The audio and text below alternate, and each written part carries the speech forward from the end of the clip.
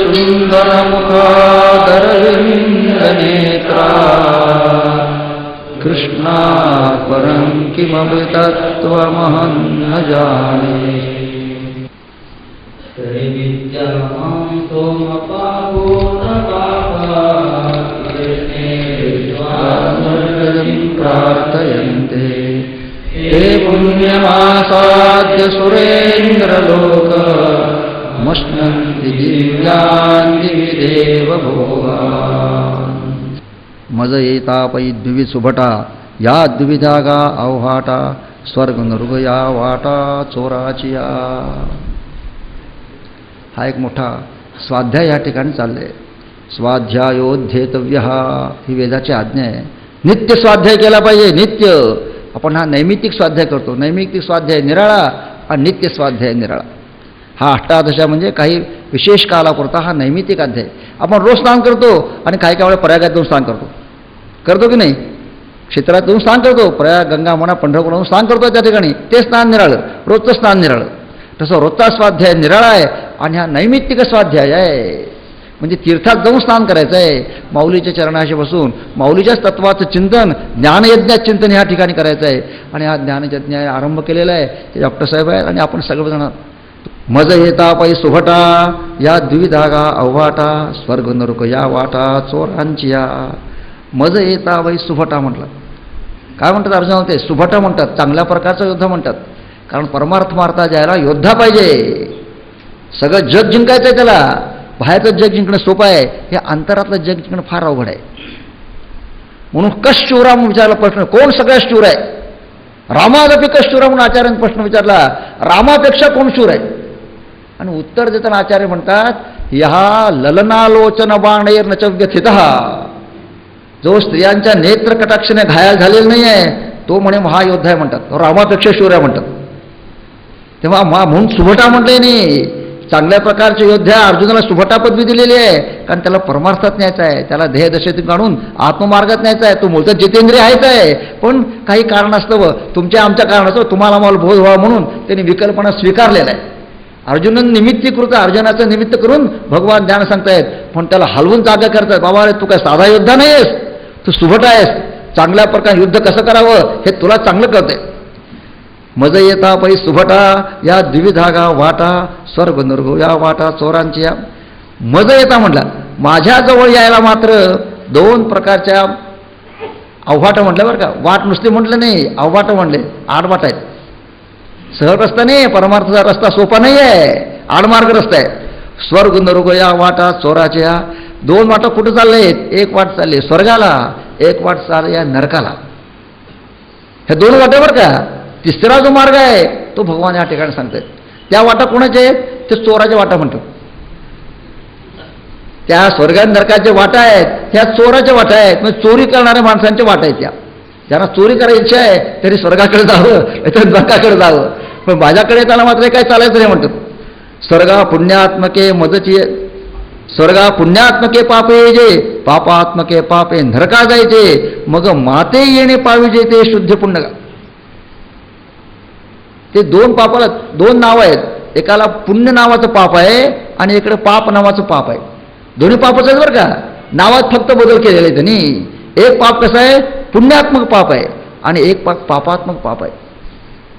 पण मला माझा जो येईल त्याला पुण्य पाप सगळं सोडलं पाहिजे. हा रस्ता कसा आहे. आचार्य काय म्हणतात पुण्य विवर्जित पंथ नायन्नत्वं नाहं लोकस्तदपि किमर्थं क्रियते शोक. हा रस्ता कसा आहे. हा पुण्य पाप विवर्जित पंथ आहे. ह्या ठिकाणी पुण्यही चालत नाही आहे. ह्या ठिकाणी पापही चालत नाही. पुण्य आणि पाप विवर्जित करून द्यायचं आहे. पुण्य म्हणजे काय चांगली धर्मवासना असणं म्हणजे पुण्य आहे. मग धर्मवासना माणसाने ठेवायची नाही का. माणसाने अवश्य ठेवायची ती. कारण त्याशिवाय पापात्मक रस्ता नरकाचा रस्ता चुकणार नाही आहे. पण तिथं जरी केलं तरी ती पण वासना आहे लक्षात ठेवायचं आहे. निर्वासन चित्त करायचं आहे. म्हणून जीवनमुक्ताचं वर्णन करताना कसं केलेलं आहे. धर्माधर्मो सपदे गलिते पुण्यपापे विशीर्णे माया मोहो क्षेमुपगते नष्टसंदेह वृत्ते. धर्माधर्म सपदी गेले म्हणतात. एका क्षणात धर्म आणि अधर्म दोन्ही गळून गेले आहेत. म्हणजेच पुण्यपाप गळून गेलेलं आहे. हे जीवनमुक्तांचं वर्णन आहे. ते जीवनमुक्तांचं वर्णन एका छोट्या ओळीत माऊलीने बसवलं येतं. छोट्या ओळीमध्ये ते म्हणतात, स्वर्गा पुण्यात्मके जाईते पापात्मके पापे नरका जाईते माते जेणे पविते. म्हणजे ह्या ठिकाणी जायला पुण्य आणि पाप सगळं सोडलं पाहिजे. म्हणजे धर्मवासना पण सोडली पाहिजे. धर्मवासना सोडायचीच आहे, त्यात काय वादच नाही आहे. पण जी वासना धरून त्या वासनेला मारणार आहोत ती पण वासना आम्ही सोडायची आहे. म्हणून धर्माधर्म सपदी कलिते पुण्य पाप हे विशीर्णे. पुण्य आणि पाप दोन्ही यांचं निघून गेलेलं आहे. ते शुद्ध म्हणतात. माऊली शुद्ध आहेत, कारण त्यांना कसले निसंकल्प आहे. निस्त्रय गुण नाही पथी विचारताम को विधी को निषेधा. त्यांना विधी पण नाही, निषेध पण नाही आहे. त्यांना धर्म पण नाही, अधर पण नाही आहे. ती जीवनमुक्तांची जी महात्मा आहे त्याचं वर्णन आहे, त्याचं वर्णन या ठिकाणी केलं आहे. स्वर्गा पुण्यात्मके पापे जे पापात्मके पापे नरका जाईये मग माते जेणे पाविजे ते शून्य. हे सगळ्या वासना सोडून माझ्याकडे जो येतो ते मात्र शुद्ध पुण्य आहे. कारण ते कसं आहे, ते निर्वासन बोध आहे. तो यस्य निर्वासनम बोधस्त जीवनमुक्त उच्चते. ज्याला निर्वासन बोध झालेला आहे तो जीवनमुक्त महात्मा आहे. तो निर्वासन बोध या ठिकाणी ज्ञानेश्वर महाराज करतायत की जेणेकरून माझ्याकडे येईल आत्मस्वरूपात. माझ्याकडे म्हणजे आत्मस्वरूपात जो येईल, परब्रह्मस्वरूपात जाईल ते सगळं स्वच्छ शुद्ध पुण्य. आणि मजची माझी असता मी दुरावे पंडूसुद्धा ते पुण्य ऐसे म्हणतात जीवन तुटे काही. वास्तविक पाहताना सगळे कसे आहे, सगळे आत्मस्वरूपामध्येच आहेत. कोण आत्मस्वरूपाच्या बाहेर आहे? आकाशापासून कोण बाहेर जाऊ शकतो का? धरणीपासून कोण बाहेर, धरणीविषयी कोण राहू शकतो का? सगळे त्याच्यामध्ये सामावलेले आहेत. असं असताना सुद्धा मी दुरावे पंडू सुद्धा मी माझ्यापासून मात्र हे दूर दूर चालले आहेत. पुण्य करतायत आणि निरनिराळ्या देवतांचं भजन करतात. माझ्यापासून दूर दूर चाललेत आणि म्हणतात काय, आम्ही पुण्यकर्म करतोय. ते पुण्य असे म्हणतात जीवन तुटे काही. म्हणजे आत्मस्वरूपातून च्युती होणं आणि मी पुण्य करतो म्हणणं हे किती वेडेपणाचं आहे. त्या जीभ कशी तुटत नाही म्हणतात. माझ्यापासून दूर जाणं आणि पुण्यकर्म करणं हे दोन्ही अशक्य गोष्टी आहेत. पर्याय असो आता प्रस्तुत ऐके या परिते दीक्षित यजुनीमध्ये या चित स्वर्ग भोगू. असू दे म्हणतात. प्रस्तुत विषयाकडे आपण जो ऐके या परिते दीक्षित म्हणतात. दीक्षा म्हणजे काय? यज्ञ दीक्षा ज्यांनी घेतलेली आहे. सामान्य लोक यज्ञ दीक्षा घेता येत नाही बरं का. जे अग्निहोत्र करणारे आहेत ते फक्त दीक्षित होऊन त्यांना दीक्षित ही संज्ञा आहे. कारण आयुष्यभर त्यांनी पिढ्यानपिढ्या यज्ञाची दीक्षा घेतलेली आहे. मरेपर्यंत त्यांनी अग्नी घरात सापड ठेवलेला आहे आणि त्याच यज्ञेने त्याच अग्नीने त्यांचा अंत्येष्टी कर्म करावा असं विधान आहे. म्हणून जन्मभर ज्यांनी अग्नीची दीक्षा घेतलेली आहे, इतकी ज्यांनी सेवा केलेली आहे असा असून सुद्धा म्हणतात ऐके या परिते दीक्षित यजुनी माते याचित. ते माझं यजन करतात. अग्नीमध्ये सेवा करतात म्हणजे काय, अग्नी मीच आहे, मीच अग्निस्वरूप आहे. अहम वैश्वानरो होतो म्हणता की नाही, पोटात भगवानच अग्निस्वरूपाला बसलेले उदर रूपामध्ये. मीच अग्नी यजुनी माते माझं यजन करतात आणि प्रार्थना काय करतात, स्वर्ग भोगू. म्हणजे काय झाली, वासना कुठे गेली? बघा सांगितल्याप्रमाणे पुण्यात्मक पापाकडे वळलेली आहे. स्वर्गाच्या भोगाची इच्छा झालेली आहे. म्हणजे इंद्रियांच्या विषयांची इच्छा झालेली. मग मी न पविजयासे जे पापरूप पुण्य असे तेने लाधोने सौरसे स्वर्गायती. मग काय, मी त्यांना कसं मिळेल? त्यांना स्वर्गाची इच्छा झाली आहे मग ते तिकडे जाणार. तिथल्या स्वर्गाधिकांची दिव्य भोगायची इच्छा झाली आहे मग तिकडे जाणार ते. म्हणून म्हणतात मी न पविजयासे, मी ज्याच्यामध्ये सापडणार नाही आहे अशा प्रकारचे पापरूप पुण्य असे. ते पुण्यचं बरं का, अग्निहोत्र साधन करणे पुण्य वेदाने सांगितलेलं आहे. पण ते कसं आहे, पापरूप पुण्य म्हणतंय कारण मी त्यांना दुरावतोय. मुख्य आत्म्याला सोडून ते तिकडच्या भोगाकडे गेलेले आहेत. तेने लाधोने सौरसे स्वर्गा येते. त्यातली सौरस म्हणजे अत्यंत गोडी असल्यामुळे, विषयांची गोडी असल्यामुळे ते स्वर्गाला येतात.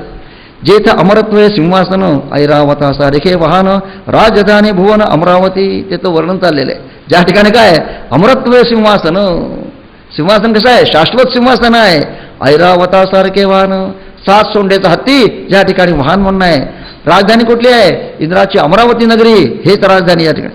जेथ महासिद्धींची भांडारे अमृताचे कोठारे जे गावी खिल्लारे कामधेनूंची. महासिद्धींची भांडार, अष्टमहासिद्धी त्या ठिकाणी नांदतायत. अमृतांची कोठार भरले, घागरीत पाणी भरले नाही, घागरीमध्ये अमृतच भरलेलं आहे. जे गावी खिल्लारे कामधेनूंची. गाई वस्त्र कुठले आहेत? कामधेनूंचीच गायी आहेत, कामधेनूंचीच पिल्ला वास्त्र आहेत, जे सगळ्या इच्छा पुरवणार आहेत. जेथ ओळगे देवपायिका सैंग चिंतामणीची या भूमिका विनोदमन वाटिका सुरतरुंची या. येथ ओळगे देवपायिका. देव सुद्धा काय आहेत?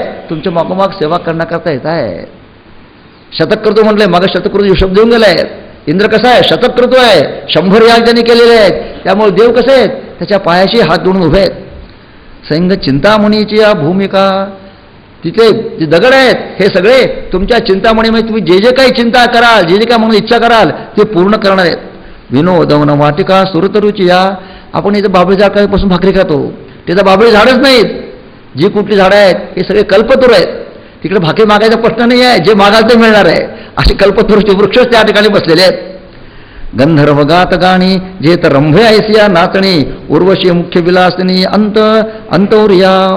ज्या ठिकाणी गंधर्व गाणं गातात, इथं रोज सकाळी सुद्धा गाण्याचा रियाज जोरात चाललं असतो. पहाटे 3 पासून गाणं कानावर पडत रियाज चाललं असतो, तबलाचा पखवाचा असं रियाज चालू असतो जोरात. पण तिथं कोण गात आहे? तिथं गंधर्व गाणी गात आहेत. जे तर रंभे ऐसिया नाचणी, नृत्य करायला उर्वशी रंभ आहेत.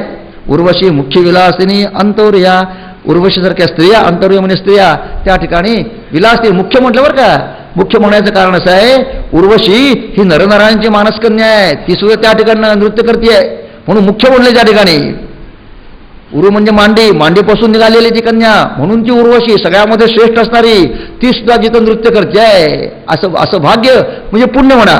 पण पुण्य म्हणायचं का जेणेकरून वासना वाढलेली आहे ते पाप म्हणायचं. ज्ञानेश्वर महाराज त्याला पाप म्हणतात. मदन ओळगे शेजारे जेत चंद्रशिंपे सांबरे, पवनायसे म्हणयारे धावणे जेथ. मदन ओळगे शेजारे, ज्या ठिकाणी साक्षात कामदेव हा तुमच्या शेजारी बसलेला आहे. चंद्र ज्या ठिकाणी चांदर शिंपडतो हात आपल्या हाताने. पवनायसे म्हणयारे धावणे जेथ. पवनायसे म्हणजे तुमची आज्ञा ऐकण्याकरता वाऱ्याप्रमाणे वेग असणारे सेवक त्या ठिकाणी आहेत, धावणारे. पै बृहस्पती मुख्य आपण ऐसे स्वस्तिश्रियेचे ब्राह्मण, भाटिवेचे सुरगवण भौवसजे ते. साक्षात देवगुरु बृहस्पती तुम्हाला ज्योतिष सांगायला बसलेले आहे. आज दिवस कुठला आहे, नक्षत्र कुठला आहे, महिना कुठला आहे, शरद ऋतू चाललेला आहे, आश्विन मास चाललेला आहे, सांगायला कोण आहे त्या ठिकाणी? त्या ठिकाणी साक्षात देवगुरु बृहस्पती तुम्हाला संकल्प सांगायला बसलेले आहेत. स्वस्तिश्रियेचे ब्राह्मण, भाटिवेचे सुरगण. सुरगण कसे आहे? देवतांचे गण. भाट म्हणजे स्तुती करणारे, तुमची स्तुती करतायत. भौवसजेथ लोकपाळ रांगेचे, राऊतेचे पदवीचे, उच्चैश्रवाखाचे खोलणीये. लोकपाळ रांगेचे, लोकपाळ जे आहे अष्टदिक्पाळ सगळे हात जोडून रांगेने उभे आहेत. राऊत पदवीचे हे कोण आहेत? हे दक्षिण दिशेचे आहेत. हे कोण आहेत? हे वरुणाधिपती आहेत. अशा अनेक प्रकारचे पदवी घेतलेले देव तुमच्या समोर उभे आहेत. उच्चैश्रवाखाचे खोलणीये. माऊलीचं पालखी निघाली की पुढे छगणीचे घोडे असतात बघा. त्याप्रमाणे हा यज्ञ कर्म दीक्षित आहे, पुण्यकर्माने त्याला यज्ञाला पुण्य स्वर्ग मिळाल्यानंतर त्याच्या समोर घोडे कुठले आहेत? हे उच्चैश्रवासारखे स्वर्गीय घोडे जे आहेत ते समुद्र मंथनातून निघालेले आहेत. ते घोडे त्यांच्या पुढे पुढे चाललेले असतात. हे असो भोगसैसे, भोग इंद्र सुखासारेसे, ते भोग जिथे जवासे पुण्यलेशू. असं म्हणतात. स्वर्गाचं वर्णन करा तेवढं थोडंच आहे म्हणतात, कारण शेवटी विषय किती वर्णन करायचं त्याचं.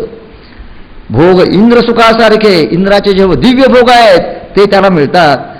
ते भोगी जिथे जवळ असे, पण तुमचा भोग जिथपर्यंत आहे तिथपर्यंत आहे. कुठपर्यंत? पुण्याचा लेश जिथपर्यंत आहे. तुम्ही जितकं यज्ञकर्म केलेलं आहे तितकंच आहे. काटा समय आहे, काटा पुण्याचा काटा वरती आहे तिथपर्यंत तुम्हाला बघा. पुण्याचा काटा खाली गेल्याबरोबर तुम्हाला खाली यावं लागणार आहे. म्हणून पुण्य लेश म्हणतात. पुण्याचा लेश जिथपर्यंत आहे तिथपर्यंत तुम्हाला सगळे भोग आहेत, नंतर संपले. ते तं भुङ्क्त्वा स्वर्गलोकं विशालं क्षीणे पुण्यं मर्त्यलोके विशन्ति एवं त्रयी धर्ममनुप्रपन्ना.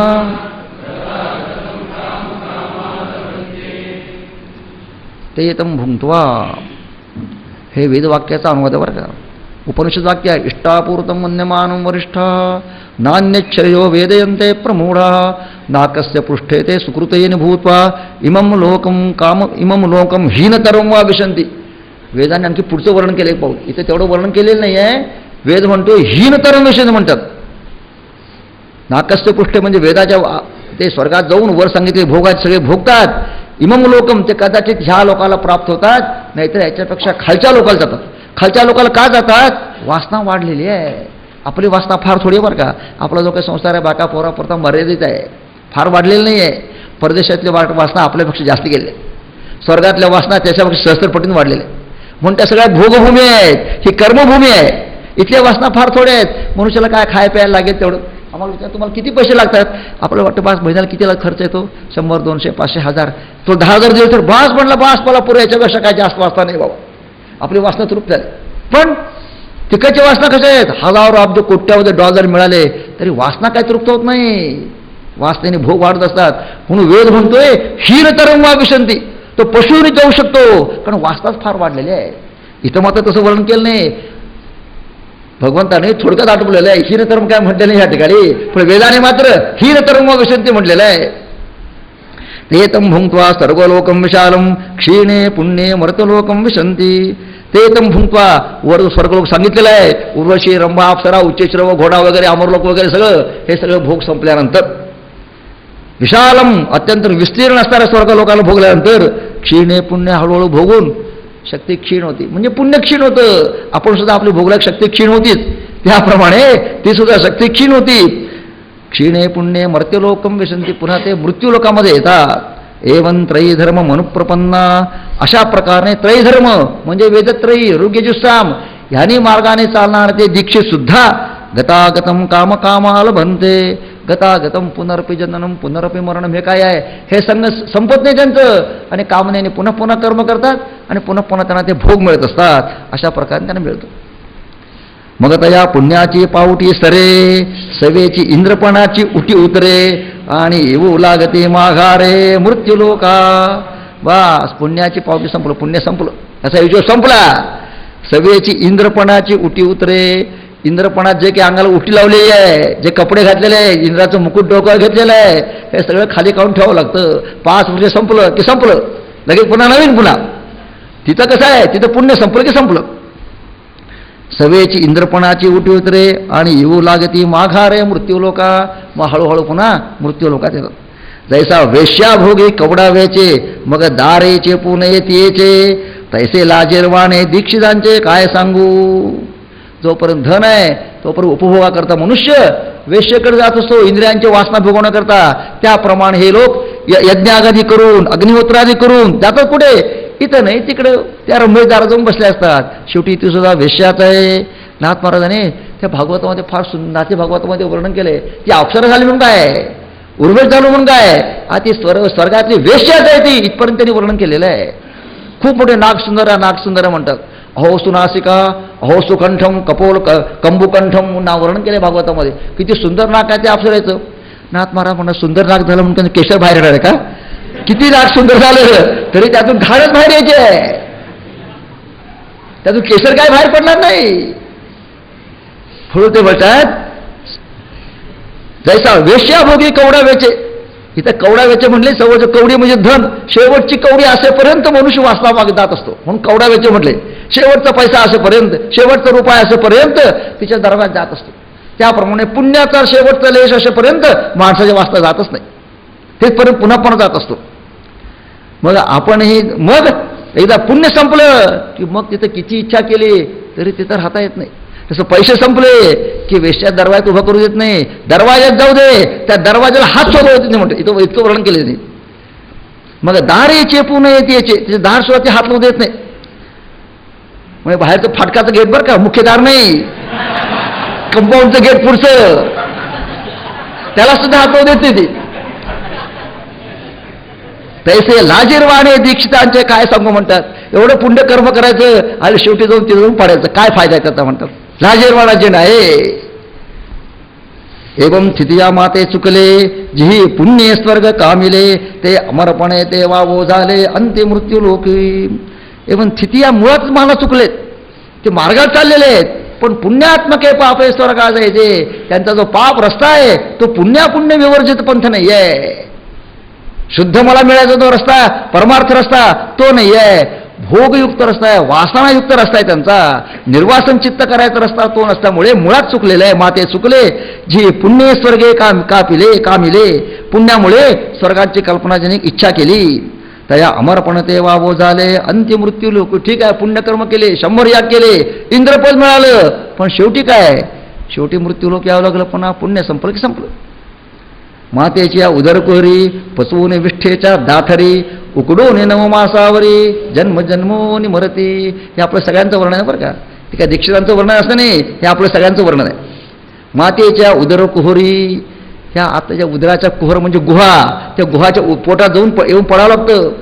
पचून विष्ठेच्या दाथरी, ज्या ठिकाणी विष्ठा आहे, ज्या ठिकाणी वायू आहे, घाण वायू आहे, त्याच्यामध्ये मनुष्य उकडून निघतो. जसे बटाटे उकडतात तसे मनुष्य आतमध्ये उकडतो. 9 मासा 1-2 दिवस नाही, बटाटे काय तासभर फक्त उकडतात, आता तर 10 मिनिटात फक्त उकडतात, 9 मिनिटात. पण ह्याला मात्र 9 मासाशिवाय बाहेर येता येत नाही. काय झालं तरी पूर्णपणे उकडला गेला पाहिजे तो. 9 मासावरी जन्मोनिवर्ती म्हणतात. जन्म घेतो पुन्हा मरतो. पुनरपि जननम पुनरपि मरणम पुनरपि जननी जठरे शयनम य संसारे भवदुस्तारे कृपया पारे पायी मुरारे भज गोविंदम भज गोविंदम भज गोविंदम मूढमते. आचार्य पुन्हा पुन्हा सांगतायत, बाबा रे का जन्म मरताय पुन्हा पुन्हा, त्यातून मुक्त व्हायचा मार्ग करा तुम्ही. आणि हा स्वाध्याय हा त्याच्या करताय.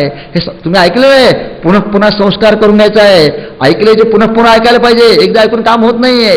एकदा आंघोळ करून काम भक्त का, एकदा चहा पिऊन काम होतं का, एकदा जेवण करून पोट भक्त का आपलं, पुन्हा पुन्हा 3 काळ खावं लागतं. तसं पुन्हा पुन्हा ऐकलं, पुन्हा पुन्हा ऐकायचं आहे. संस्कार घट्ट करायचा आहे. स्क्रू कसा असतो, पुन्हा पुन्हा पिळावतो. तो जितका पिळावा तितका घट्ट बसतो. म्हणून ऐकलेलं पुन्हा पुन्हा ऐकायचं आहे. नवीन काय मी सांगत नाही आहे, ऐकलेलंच आहे, पण ऐकलेलं पुन्हा पुन्हा ऐकायचं आहे.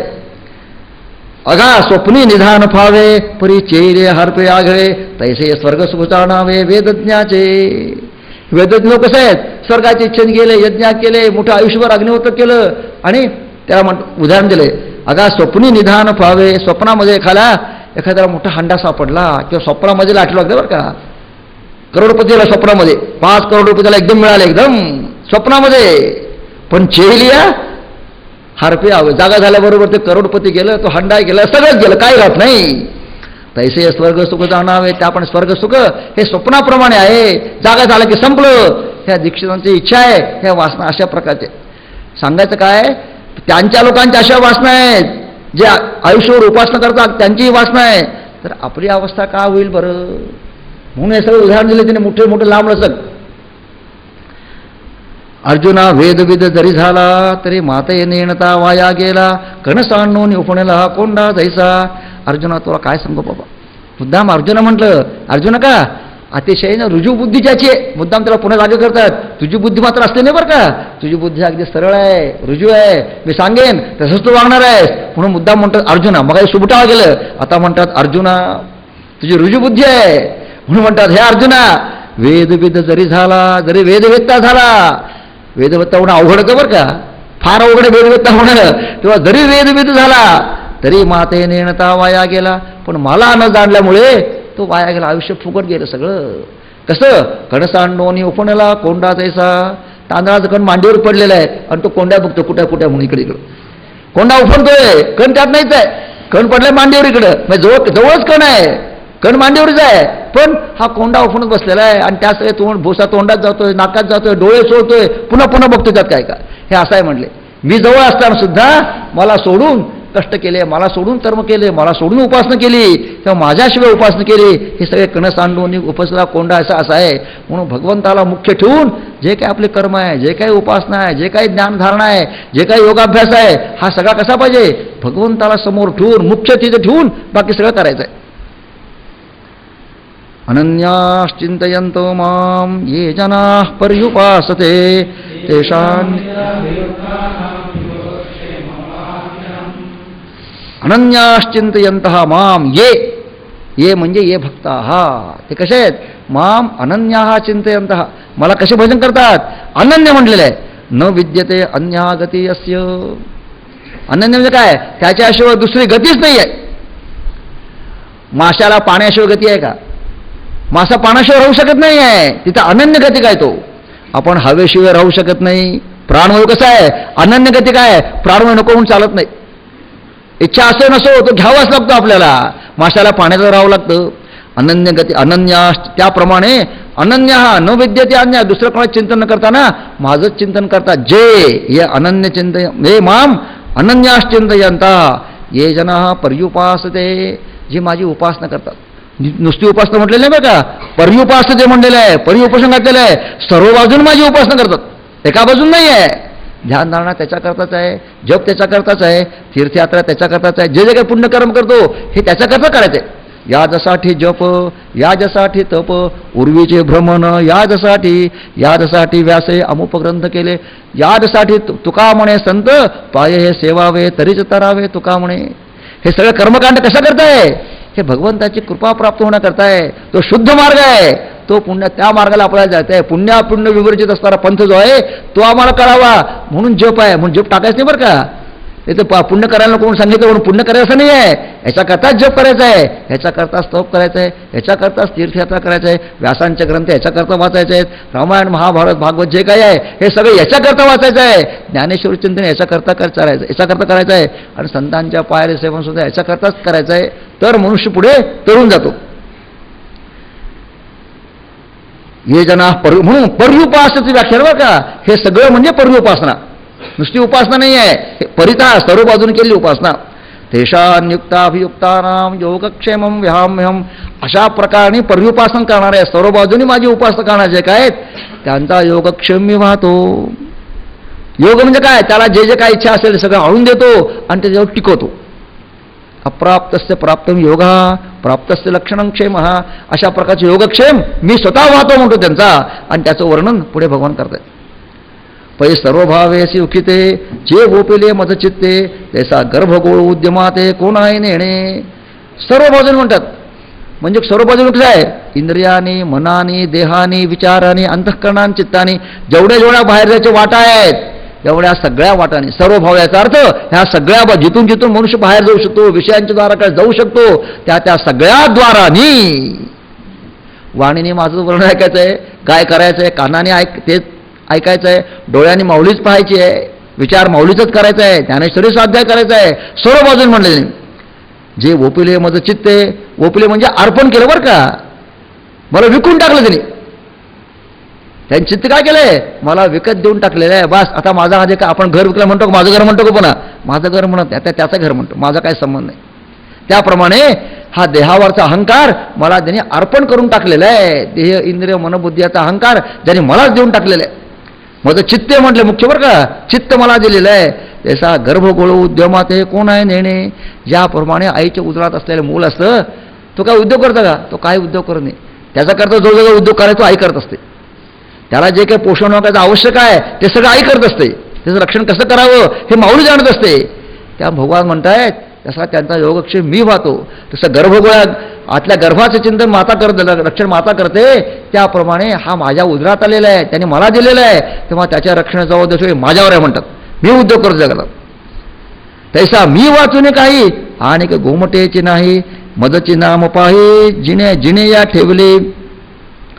माझ्याशिवाय मी वाचून काही एक भगवंताला सोडून, माऊलीला सोडून, ईश्वराला सोडून आणि का गोमटेची नाही. त्याला दुसरं काही चांगलं दिसतच नाही. जे काय दिसतंय हे मीच दिसतंय. मदचे नाम पाही जिने ठेवले. ह्याचं दोन अर्थ, म्हणजे जगणं हे माझंच नावाने केलं असं म्हणा, किंवा माझं नाव घेत घेत जगलेले आहेत, म्हणजे माझं नामस्मरण करत करतच ते जगलेले आहेत, असा अर्थ करा. मदचे नाम पाही जिनिया ठेवले. हे जगण्याचे नाव, याचं नाव जगणं आहे, किंवा माझं नामस्मरण घेत ते जगलेले आहेत. ऐसे अनन्य गतिके चित्ते चिंतित साचे माते ये उपासिती तया ते मीची सेवी. भगवान म्हणतात ऐसे अनन्य गती गे, अशा प्रकारने अनन्य गतिकानी कुठल्याही बाहेर बाजू न जाताना चिंतित सा ते माते, चित्तामध्ये माझं चिंतन करत असं अंतःकरणामध्ये. जे उपासती, अशा प्रकारे जे माझी उपासना करतात ते माझी उपासना करत नाहीत, मी त्यांची उपासना करतो म्हणतात भगवान. भगवान उलट म्हणतायत, ते माझं नाव घेत नाहीत, मी त्यांचं नाव घेतो. धरून जपमाळ अंतरी श्रीहरी जपे म्हटले ज्ञानेश्वर महाराजांनी. आतमध्ये माळ घेऊन श्रीहरी तुमचे चिंतन करतो. तुम्हाला झोप लागली तर तुम्ही आयुष्यभर अभ्यास करा, जोपर्यंत जाग्यात तोपर्यंत नामस्मरण करा. झोपेत नामस्मरण बंद करत नाही का? झोपेत नामस्मरण बंद पडत नाही, तुमचं झोप श्रीहरी करतो म्हणतात. म्हणून भगवान त्यांची उपासना करतोय, त्यांची उरलेली जी उपासना आहे ती भगवान करतो. भगवान भक्ताचे नाव घेतात, फक्त भगवंताचं नाव घेतो आणि भगवान भक्तांची नाव घेतो. तया ते मीच सेवी, मीच सेवा करतो त्यांची. ते एकवटून जे क्षणी अनुसरले गा माझ्या वाहणी, तेव्हाचे तयाचे चिंतवणी मजजे पडली. ते एकवटून म्हणतात. एकवटून म्हणजे काय? म्हणजे देह, इंद्रिय, मन, बुद्धी जिथून विषयांची द्वारं उघडे होणार आहेत ती सगळी द्वारं बंद करून एकवटून म्हणजे सगळ्या इंद्रियांचं बल एकत्रित करून चित्ताने, मनाने, अंतःकरणाने, बाह्येंद्रियाने, अंतरेंद्रियाने, कर्मेंद्रियाने आणि सगळ्या उपासनेने, परिउपासने म्हणले सगळ्या प्रकारच्या उपासनेने ते एकवटून जी एक क्षणी ज्या क्षणी असं करतात, अनुसरले का माझ्या वाहनी, वाहन म्हणजे चप्पल बरं का, पण पादुका म्हणून आपण या ठिकाणी, किंवा माझा रस्ता म्हणून माझ्या मार्गाला जे अनुसरले का माझ्या वाहनी, माझ्या पादुका ज्याने घट्ट धरले हृदयामध्ये, माझ्या मार्गाला ज्याने अनुसरलेलं आहे, तेव्हा तयाची चिंतवणी मदची पडली, तेव्हा त्यांची जी चिंता आहे ती मला पडले. त्यांची चिंता त्यांनी करायची नाही, त्यांची चिंता मला पडली. इथं बघा ना, अर्जुनाची चिंता भगवंताला पडलेली आहे. हा कसा युद्ध करेल, त्याचा कसा ज्ञानेश्वर चालले, त्याचा कसा भगवद्गीता चाललेली आहे. अरे युद्धातून माघार पडले बाबा, ह्याचा अकीर्तिकर आहे, ह्याचे कीर्ती लुप्त होणार आहे. हा क्षत्रिय असताना सुद्धा मागे सरकला आहे, त्याचा अधःपतन होऊ देणार नाही. म्हणून रथंस्थापय मेच्युत म्हटले. गीते काय म्हटलेलं आहे, हे अच्युता माझा रथ तिथे नेऊन उभा कर बाबा. अच्युता का म्हटलं त्या ठिकाणी, न चावयती ती अच्युता, जो काय खाली पडू कधी देत नाही. म्हणजे कुठल्या बरोबर का परमार्थ मार्गामध्ये, लौकिक मार्गामध्ये जो आपल्याला खाली पडू देत नाही तो म्हणतात, त्याला म्हणायचं अच्युत.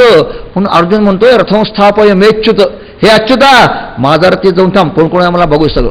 तिथून अधपतन झालेलं आहे, त्याने अच्युत म्हटल्यामुळे पुन्हा भगवान त्याला उंचावरून बसवत आहेत. मग तीही जे जे करावे ते मजचे पडिले आगवे, जैसी अजात पक्षाचे ने जिवे पक्षिणी जिये. मग त्याने जे जे करावं, जे जी इच्छा करावी, जे जे करावे ते मजचे पडिले आग, ते मजचे पडिले आगवे. ते सगळं कसं आहे, माझ्याच ठिकाण पडेल. काही असो ते, चांगला असो वाईट असो काय असो ते सगळं माझ्याकडे आलंय. जसे अजात पक्षाचे ने जिवे पक्षिणी जिये. अजात भागवत वर्णन केले, अजात पक्षा यो मातरं खगाः स्तन्यै यथा वत्सतुराक्षुदार्ता मनोरविंदाक्ष दिदृक्ष देत्वा म्हणलेलं आहे. अजात पक्षायो मातरं खगा, ज्या पक्षांना पंख फुटलेले नाही आहेत असे पक्षी अनन्य गतिकेने, त्यांना बाहेरचं काही दिसत नाही, डोळे नुकते उघडले असतात, आपल्या आईकडे दिसते बघत असतात, इकडे तिकडे चोचा करून आईकडे असते अनन्य गतिकेने बघत असतात. आणि ते पक्षींसुद्धा पिल्लाचं रक्षण करण्याकरता तोंडामध्ये चारा घेऊन येते. चारा घेऊन तिला भूक झाली असते बरं का, पण ती खात नाही, ती खात नाही, तोंडात घेतलेले आणि बारीक बारीक करून त्या पिल्लात आणून भरवते, स्वतः न खाताना, स्वतः उपाशी राहून. त्याप्रमाणे भगवान म्हणतात, ज्याप्रमाणे अजात पक्षा, ज्याला पक्षी पंख आलेले नाही आहेत असे पक्षी याप्रमाणे आईची आठवण करतात आणि पक्षींचे आपण रक्षण करते, त्याप्रमाणे मी त्यांचं रक्षण करतो. आपली तहान भूक नेणे तान या निके, ते माऊलीशीच करणे तैसे अनुसरले जे मज प्राणे. लहान मुलाला तहानही कळत नाही, भूकही कळत नाही, शी कळत नाही, शू कळत नाही, काही कळत नाही लहान मुलांना. ते सगळं कुणाला कळतं, ते तिच्या आईला कळत असतं. अरे याला भूक झाली बरं का, ह्याला तहान लागलेली आहे, ह्याला कळत नाही. ते मूल खायला दूध प्यायला तयार नसतं, नाक दाबून तोंडात दूध घालत असते. आपण बघतो नित्याच आहे, नाक दाबून बळजबून तोंडात घालत असते. त्याप्रमाणे अर्जुनाची इच्छा असो नसो भगवान त्याला जबरदस्तीने सगळं ज्ञान सांगतात. या ठिकाणी आपली तहान भूक नेणे तान या निके, ते माऊलीशीच करणे, त्या माऊलीला कळतं. ते अनुसरले ते मज प्राणे, त्यांचे सर्व मी करी तैसे अनुसरले जे मज प्राणे म्हणतात. त्या लहान मुलाप्रमाणे माझ्या मार्गावर जे आलेले आहे मज प्राणे म्हणतात, पंचप्राण सकट आलेले आहेत. तयांचे सर्व मी करी, त्यांचे जे काही करायचं आहे ते सगळं मी करतो.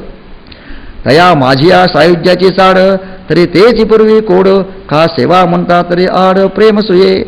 त्यांना जर मुक्तीची इच्छा असेल तर त्यांना मुक्ती देऊन टाकतो, त्यांना साहित्य लोक पाहिजेत. त्याला जी काही इच्छा असेल, वैकुंठ गती पाहिजे, वैकुंठाला नेतो, आत्मदर्शन पाहिजे, आत्मदर्शन करतो, विश्वरूप दर्शन पाहिजे, विश्वरूप दर्शन देतो. हे साक्षात भगवंतांनी दिलं या ठिकाणी, आणि जे दिलेलं आहे तेच या ठिकाणी लिहिलं आहे. तया माझ्या सायुज्याची आड तरी तेची पूर्वी कोड, त्यांची जी जी काही इच्छा असेल ते मी त्यांना देतो. का सेवा म्हणते तरी आड प्रेमसुये, जर त्यांची सेवा करायची इच्छा असेल ठीक आहे बाबा, तू देव मी भक्त, काय हरकत नाही, मी देव होतो तू भक्त हो, आणि तुझ्या ठिकाणी जे प्रेम पाहिजे भक्ताचं ते सुद्धा मीच उत्पन्न करतो म्हणतात. ऐसा मनी जो जो धरती भावो, तो तो पुढा पुढा लागे तया देवो, आणि दिधरियाचा निर्वाह तो मीच करी. ऐसा मनी जो जो धरती भावो, असा जो भक्त आहे, मनात जो जो काही भाव धरतो, जी जी काही इच्छा करतो ते सगळं कोण पूर्ण करतं, ते सगळं मी स्वतः त्या ठिकाणी त्याच्या नशिबात ऐकण्या विचार करत नाही. त्याची सगळी इच्छा पूर्ण करतो. त्याची इच्छा नसली तरी माझी इच्छा म्हणून तुला घे म्हणतो.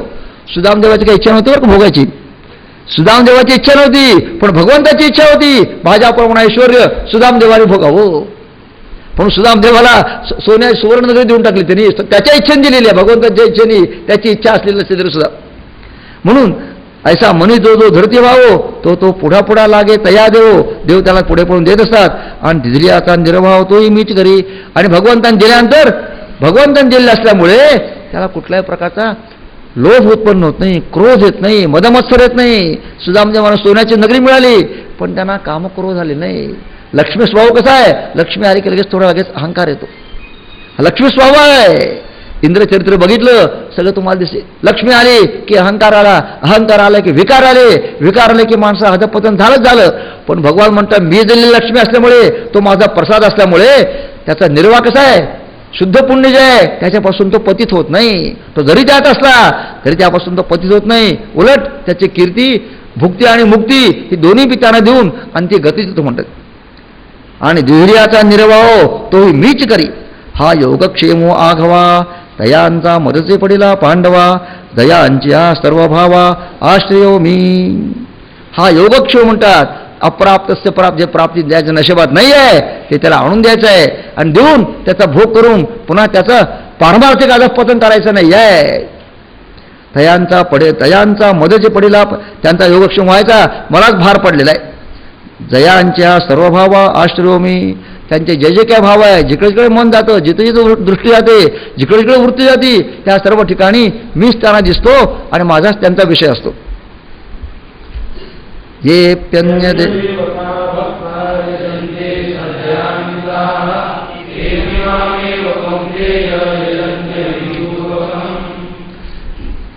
ही झाली शुद्ध पुण्याची कथा बरं का. शुद्ध पुण्य म्हणजे काय, भगवान म्हणजे काय, अनन्याश्चिंत म्हणजे काय, सगळं सांगितलं त्याने. ये पी अन्य देवता भजनते. आता मला मी काय सगळ्यांना कळेल असं नाही, ज्ञानी लोकांना कळेल, तुमच्या काही साधकांना कळेल. म्हणून काय सगळ्यात जगात तुम्ही म्हणजे काय जगात 90% लोक नाही की, त्यातलं 1% सुद्धा नाही आपण नाहोत, 1/2% सुद्धा आपण बसत नाही, 1% सुद्धा आपण नाही बसत त्यांच्या प्रसंगाला. जगाची लोकसंख्येचा विचार केला, महाराष्ट्राच्या लोकसंख्येचा जरी विचार केला तरी किती वारकरी आहेत, टक्केवारीत काही गणना होत नाही त्यांची, सगळे अल्पसंख्याक आहेत. ये प्यन्य देवता हा भक्ता यजंते. ये पी अन्य देवता हा भक्ता हा श्रद्धेन्विता हा यजंते. जे भक्त दुसऱ्या देवांचं भजन करतात, श्रद्धेन्वित हा मोठ्या श्रद्धेने अन्वित होऊन, श्रद्धेने एकरूप होऊन दुसऱ्या देवांचं भजन करतात. ते पी मामेव कौंते यजंते विधिपूर्वकम. ते सुद्धा कसे आहेत, अन्य देवतांचं भजन जरी केलं तरी ते माझंच भजन आहे, कारण त्या देवतामध्ये मीच आहे, माझ्याशिवाय जगात कोणी नाही आहे. त्यांच्यात जो की परमात्मा भाव आलेला आहे, हे सगळं कसं आहे, हे माझ्यामुळे त्यांच्यात परमात्मा भाव आले आहे, माझाच अंश त्यांच्यामध्ये अभिव्यक्त झाल्यामुळे लोक त्यांचं पूजन करायला लागलेत.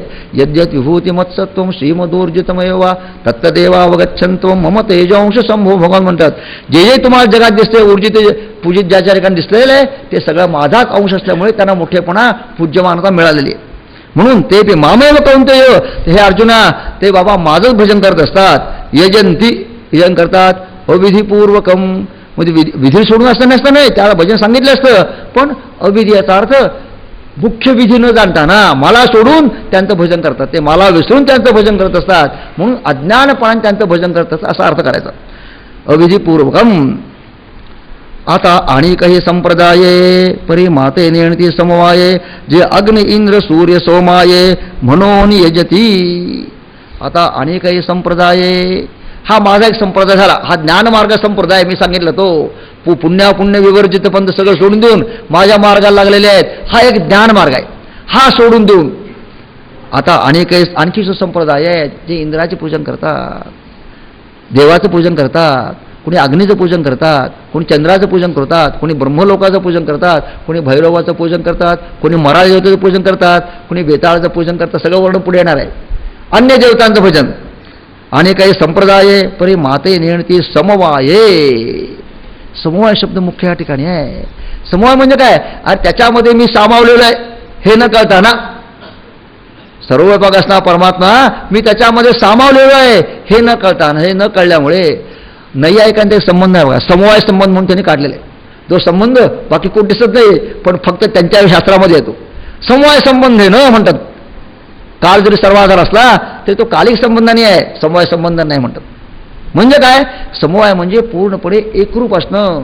यथा गंधस्य भूमेश्च न भावो व्यतिरेकता. भागवता वर्णन करतात ती देवहूती प्रश्न विचारते कपिल महर्षींना, म्हणे महाराज तुम्ही प्रकृती पुरुष भिन्न सांगता, पण प्रकृती पुरुष भिन्न आहेत कुठे? हे दोघं एकच आहेत. किती एकरूप आहेत? यथा गंधश्च भूमेश्च न भावो व्यतिरेकता अपाम रसस्य यथा तथा बुद्धे परस्यच. ज्याप्रमाणे फुलात गंध काढता येत नाही, फुलात गंध दोन पदार्थ आहेत का? फुलात गंध काढता येत नाहीये. असं आहे का फुलात गंध बाहेर काढतो असं काढता येतं? काढता येत नाही. पाण्यातला रस आहे हा बाहेर काढून ठेवून सांगितलं हा रस आहे आणि पाणी आहे, असं काही करता येईल आपल्याला? असं करता येत नाहीये. सूर्याची उष्णता काढली बाहेर ठेवलेली आहे, हा प्रकाश बाहेर ठेवला, हा प्रकाश ही उष्णता आणि हा सूर्य, असं काही दाखवता येत तुम्हाला? असं दाखवता येत नाहीये. असं असताना सुद्धा म्हणे त्या ठिकाणी तुम्ही म्हणता प्रकृती निराळे पुरुष निराळे, कसं काय?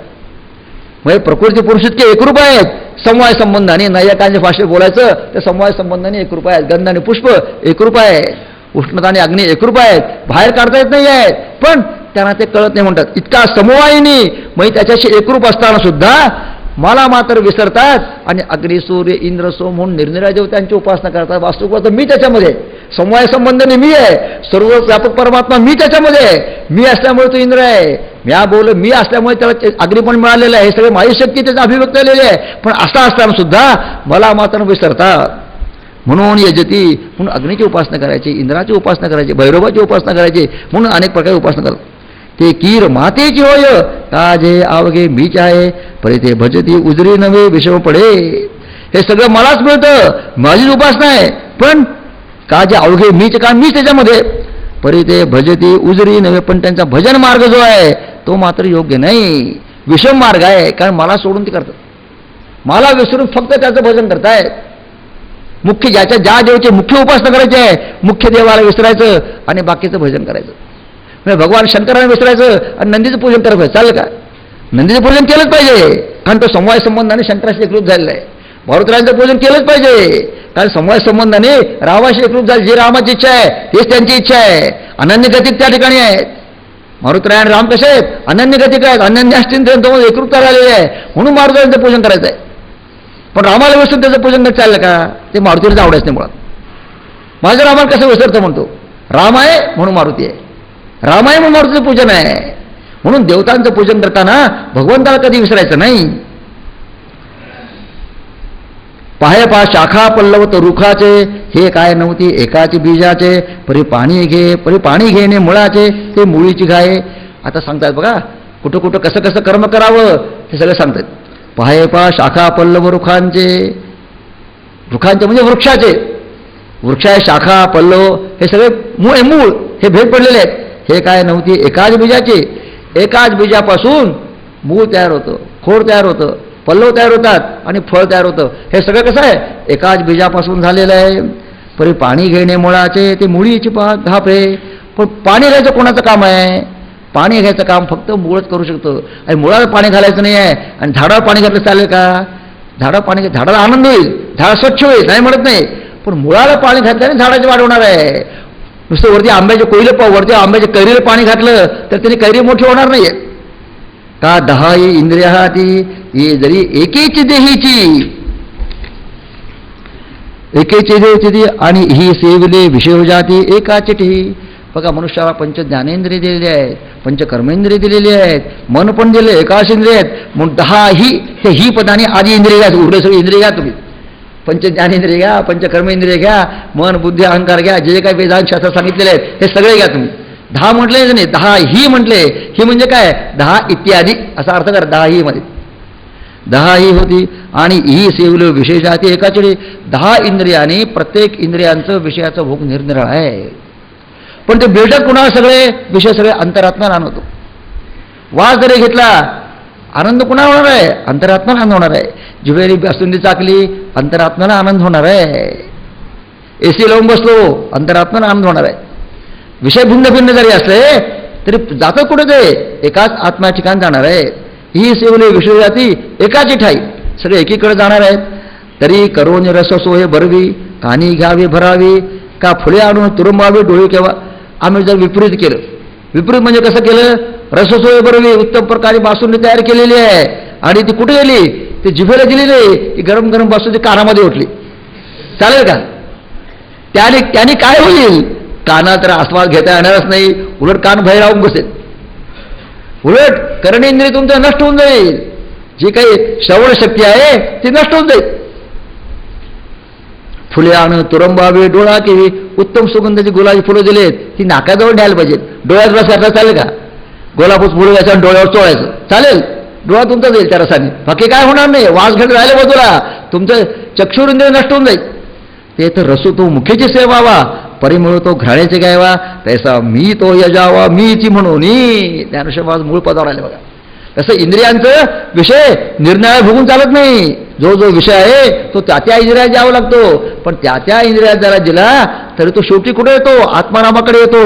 म्हणून म्हणतात ते तो रसो तो मुखेची सेवावा. जर बासुंदीत चव घ्यायचं असेल, श्रीखंडात चव घ्यायचं असेल, जिलबीत चव घ्यायचं असेल, किंवा आपण वडापाव म्हणूया, वडापावचं चव घ्यायचं असेल तर तो कुठे गेला पाहिजे? तो तोंडात गेला पाहिजे. चटणी ठेचा जो आहे तो तोंडामध्ये गेला पाहिजे. ठेचा डोळ्यात घालून चालणार नाही. ते तर रसो तो मुखेची सेवावा, तैसा मी जो यजावा मीच म्हणून भगवंताचं भजन जे करायचं आहे तो मी म्हणजे कसं आहे?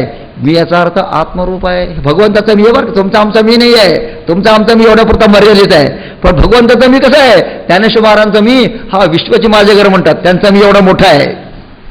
हे विश्वची माझे घर मग ते किती मोठे असतील बघा. ज्यांचं घर विश्व आहे, राहायचं घर हे विश्वरूप आहे, मग ते किती मोठे असतील.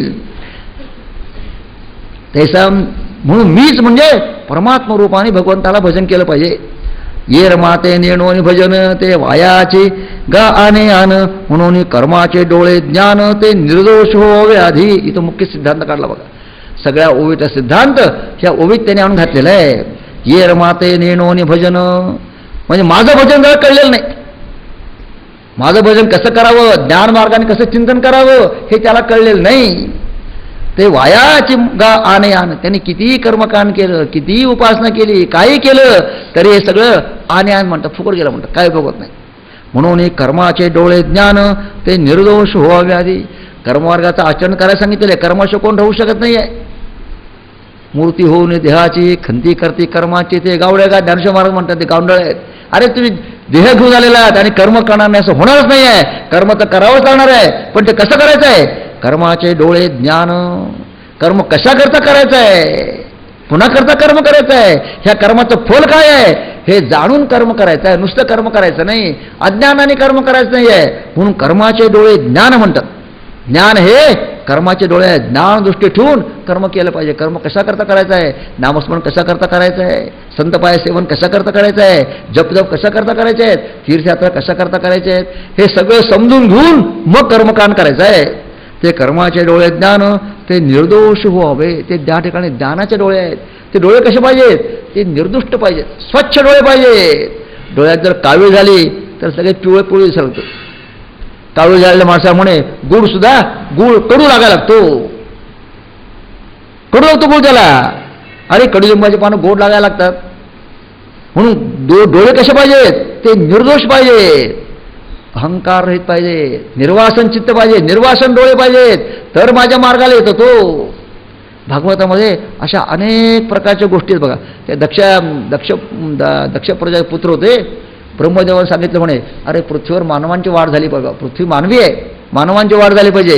म्हणून दक्ष प्रजापतींनी योग सामर्थ्य 10,000 वर्ष तप केलं, योग सामर्थ्य मिळवलं आणि 10,000 पुत्र उत्पन्न केले.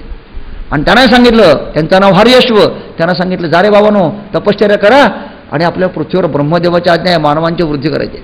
ते आपण तेही तपश्चर्या केले. तर नारद महर्षीच्या मुलांच्याकडे गेले. अरे तपश्चर्या कशा करता करा म्हणाले. कशा करता तुम्ही हे कर्मकांड कशा करता एवढं? तर त्यावेळी त्यांनी सांगितलं म्हणे काय नाही, मानवांची वृद्धी व्हायची असं आमच्या वडिलांनी सांगितलंय आणि बल पाहिजे, बलाशिवाय काही करता येत नाही आहे.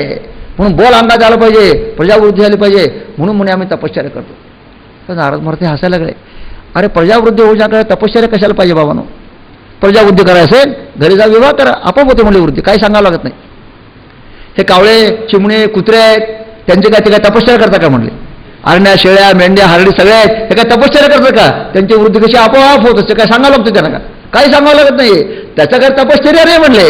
तपश्चर्या कशा करता करायची हे तुम्हाला कळलेलं नाही, ती ज्ञानदृष्टी तुम्हाला नाही आहे. मग त्याने अनेक प्रकारचे प्रश्न विचारले आणि त्यांना ज्ञान दिलेलं आहे. तपश्चर्या कशा करता करायची आहे भगवत कृपेकरता तपश्चर्या आहे, चित्त शांत होण्याकरता तपश्चर्या आहे, चित्त निर्वासन करण्याकरता तपश्चर्या आहे भावानो, असा वगैरे उपदेश करून, ब्रह्मज्ञान उपदेश करून त्या सगळ्यांना संन्यासी करून टाकलं. ते बघितल्यावर तो दक्ष प्रजापती पुन्हा खवळला. म्हणजे प्रजावृद्धी करण्याकरता मी 10,000 पुत्र उत्पन्न केले आणि या नारदाने म्हणे ह्या सगळ्या संन्यास देऊन टाकला. हा नारद मला दुष्ट आहे, माझ्या तरुण पोरांना संन्यास दिला, माझ्या वंशच्छेदन केलं, म्हणून म्हणे पुन्हा 10,000 पुत्र उत्पन्न केले त्यांनी. नारदाने पुन्हा ते जाऊन पुन्हा त्यांना संन्यास देऊन टाकला. ते बघितल्यावरती दक्ष प्रजापती नारद भयंकर रागवले, दक्ष प्रजा रागवले, नारदाला बोलवलं त्यांनी. हे म्हणे काय दुष्ट आहेस म्हणले, माझी तरुण 15-16 वर्षाचे 18 वर्ष तरुण पोरं त्यांना परमार्थ मार्गाला लावलंस तू, त्यांना संन्यास देऊन टाकलास, त्यांना ब्रह्मचर्य दीक्षा दिलीस आणि माझं वंशच्छेदन करून टाकलंस तू, दुष्ट आहेस म्हणले. मी तुला शाप देतो म्हणले, आता जा म्हणले, तुला गृहस्थाश्रम कधी मिळणार नाही, तू एका जागी कधी बसणार नाहीस, जसं वायू हिंडतो असं तू हिंडत असेल सगळीकडं. नारद म्हणशी बाळ महाराज मासं पाहिजे म्हणले, एके जागी बसलं की ममत्व येतो म्हणले, तेव्हा नकोच म्हटले मला काही. हा ममत्व फार मोठं असतं. किती ममत्व असतं माहिती का? एका ठिकाणी भागवत चालला होता, त्या बाया अशा बसल्या होत्या, म्हणजे पुरुष होते बरं का, पण बाया संख्या जास्त असते, बाया बसल्या होत्या. दुसऱ्या दिवशी त्या बाई जागी दुसरी जागी बाई असली, ती भांडायला गेली, हा खांब माझा आहे म्हणाली बाई, हा जो खांब आहे हा खांब माझा आहे, मी या ठिकाणी बसणार आहे. तो खांब होता त्या आश्रमाचा, खरं म्हणजे कोणाचा होता बरं का. 7 दिवस बसायचं आहे, 7 दिवस 7 दिवस नाही, 2 तास बसायचं भागवताला, तरी ही जागा माझी आहे म्हणतो मनुष्य. लगेच ममत्व होतो बसल्यामुळे. तुम्ही शाप दिला फार छान झालं म्हणता महाराज, पण मी मात्र वरदान देतो म्हणल्या, तुमची इच्छा काय आहे, वंशवृद्धी व्हायची ना, ठीक आहे म्हणले, इथून पुढे तुम्हाला सगळ्या कन्याच होतील म्हणले, बस संन्यास घ्यायचा प्रश्न नाही, द्यायचा प्रश्न नाही म्हणले. आणि पुढे म्हणले त्याला 60 मुली झाल्या. असो हे कशा का तुम्ही सांगतो तुम्हाला. म्हणून कर्माचे डोळे ज्ञान ते निर्दोष व्हावे.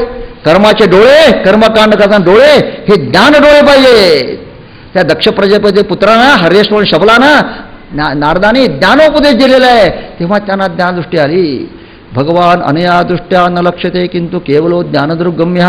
भगवंताला पाहायला हे चर्मचक्षु उपयोग पडत नाहीत, भगवंताला पाहायला ज्ञानचक्षु लागतात, ज्ञानदृष्टीने भगवंताला पाहायला लागतं, तेव्हा तुमच्यामध्ये सगळ्यांच्यामध्ये भगवान दिसणार आहे. आणि ती दृष्टी येण्याकरता म्हणून ते म्हणतात, म्हणून कर्माचे डोळे ज्ञान ते निर्दोष व्हा. ते डोळे स्वच्छ असले पाहिजे, डोळे निर्दोष असला पाहिजेत. आणि कर्म कशा करता करायचं आहे, चित्तसे शुद्ध ये कर्म न तू वस्तू उपलब्ध. चित्तशुद्धी करता कर्मकांड आहे, उपासकांड त्याच्या करताय, योग मार्ग त्याच्या करताय, जपतप त्याच्या करताय, चित्तशुद्धी करताय. एवढं आपण समजायचं आहे. म्हणजे ते टाकायचं नाही आहे, पण त्यात गुंतायचं पण नाही आहे. कर्तव्याला चुकायचं नाही, पण त्यात गुंतायचं नाही आहे. या 2 गोष्टी लक्षात ठेवून कर्मकांड करायचं आहे, उपासनाकांड करायचं, जे काय करायचं आहे ते आपण सगळं करायचं आहे.